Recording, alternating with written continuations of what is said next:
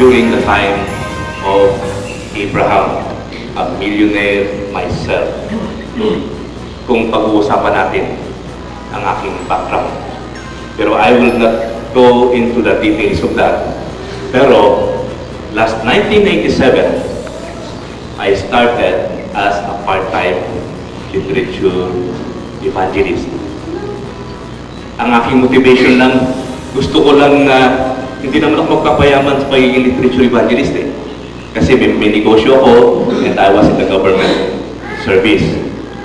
Pero, sabi ko, alam ko na ang pulpultor, 50% commission. So sabi ko, magpupulpultor ako hanggang sa makumpleto ko ang lahat ng libro natin. Kasi mahilig po kami talagang magbasa ng libro. So, ganun nangyari. Pero after 3 years, na kumpleto na yung aking mga library, I found myself na hindi na ako makahinto. And this is what happened. I started as a part-time literature evangelist just to test the water. Titignan ko lang, parang magandang gawain ng literature evangelist. At ang mga pulpultor ay masasaya. Kagaya natin ngayon dito. Alam ko, kaya kayo nagpunta dito para kayo mag-perk up ang ating faith. Sabi ko, ang mga pulpultor talagang masaya. Pero, one time, during Sundays, both me and my wife are part-time literature evangelists. We canvassed a business partner of ours with a Bible story. With all the values, sabi niyang ganon. Alam mo ika, Rami and Juliet, what you are telling me is totally a reverse of what we are doing in the business. Kasi po, sa business ng brokerage, kailangan mong maglagay as broker doon sa customs para gumalaw ang kargamento mo. Kung hindi mo gagawin yun, mapaparatero ang iyong kargamento. Sabi niya, what you are presenting through these Bible story books is totally an opposite of what we are doing in the business. So medyo shock ako, shock si Mrs. ko, pero sabi ko, tama siya eh. Pero part-time lang ako. So kumuha ko rin siya ng Bible story. Pero that was the first strike. Then later, natatandaan ko si Sister Juliet, ang aking beloved wife, Ma'am Perry. Nagising siya isang madaling araw, ginising niya. Sabi niya, Dad, may panaginip ako. Pero we are not here, we don't have the right to interpret dreams. Pero para sa akin, maliwanag na maliwanag. And the dream was like this. Meron daw isang magandang field, malaking field. Kasi dito ang bukid, bundok, di ba? Yung field talaga. Wherein, the field is ready for harvest.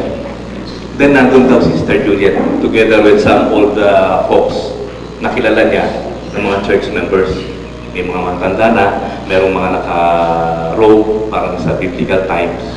Tapos nagagapa sila ng wheat, parang palay, then nagpipig sila ng mga fruits. Pero sa gitna ng field, meron isang mahabang highway na doon dumadaan yung mga truck na malalaki na punong-puno ng mga 40-foot container van. Sa amin po kasi sa brokerage, kapag kayon ay punong-puno ng kargamento, malaking pera sa amin yun. Hindi mo makita yung unahan hanggang sa hulihan. So talagang maraming pera. Pero habang natingnan daw ni Sister Juliet sa kanyang panaginip, ay may tumapik sa kanyang balikat. Sabi niya, Sister, huwag mong intindihin yan kasi ang lahat ng yan ay walang laman.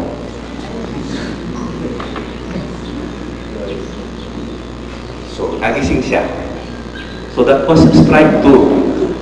Naalala ko pa, nung ako'y nasa MWSS, kasi po, kahit ako may brokerage sa business kami, family business, ay employed pa ako noon during the 1981 hanggang sa ako'y mag-resign sa MWSS, the Metropolitan Water Works and Sewerage System na WASA. Ewan ko dito, ang local water utilities dito.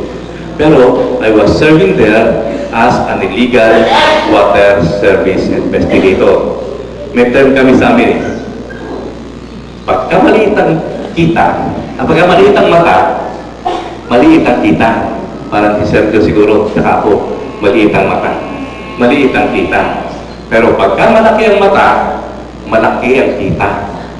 Kasi ang ginagamit namin sa illegal water service investigation, ang aming mata. Kung ano yung makita namin na irregularities, then we will make the report. Pero, pwedeng hindi paratingin sa opisina ang report. Kakausapin mo lang ako. Naintindihan niyo po?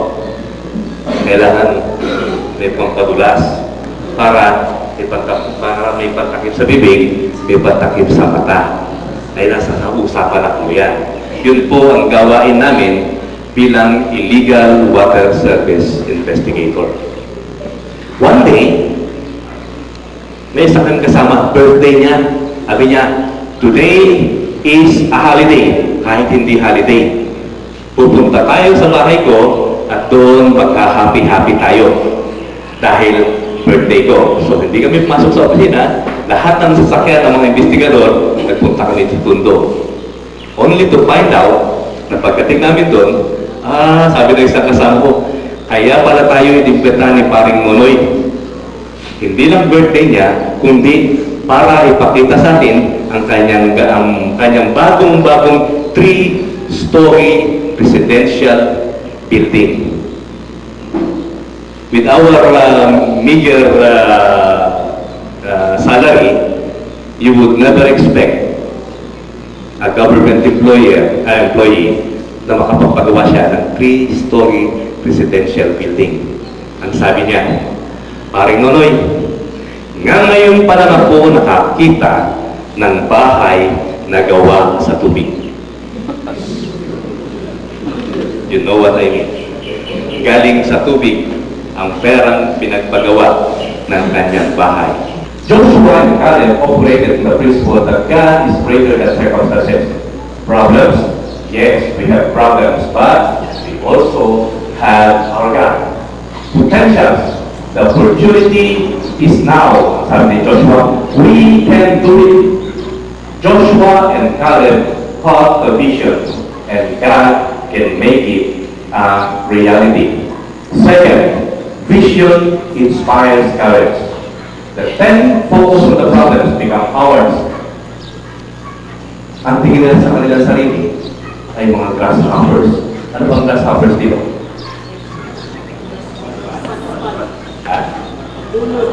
Napanaman. Sabi kayo sa Tagalog, ang grasshoppers ay tipaklong. Ganito pakinggan, no? Pero parang hindi mo kata maliit siya. Isang tipaklong.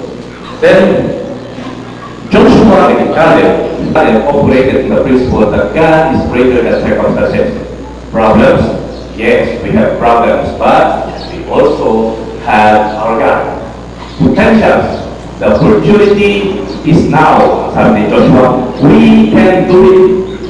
Joshua and Caleb caught the vision, and God can make it a reality. Second, vision inspires courage. The 10 focus on the problems become ours. Ang tingin nila sa kanilang sarili ay mga grasshoppers. Ano bang grasshoppers dito?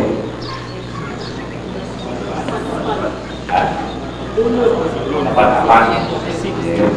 Sabi kayo sa Tagalog, ang grasshoppers ay tipaklong. Ganito pakinggan, no? Pero parang hindi mo kata maliit siya. Isang tipaklong. Then, Joshua and Caleb said, "The Lord is with us." Their faith gave them the courage to face the enemy and make some sacrifices. Actually, real faith means willingness to take risk in following God. Siguro kung inisip ko na gusto kong mag-milyonaryo, hindi niyo ako makikita dito. I would go to my business. I would go as a full MWSS. Kasi yung aking trabaho sa MWSS is a plantilla position. Hanggang sa mag-retire na ako, hindi ako tatanggalin doon. Maliban na lang kung ako ay paratingin sa ombudsman. Pero hindi ako mag-permanent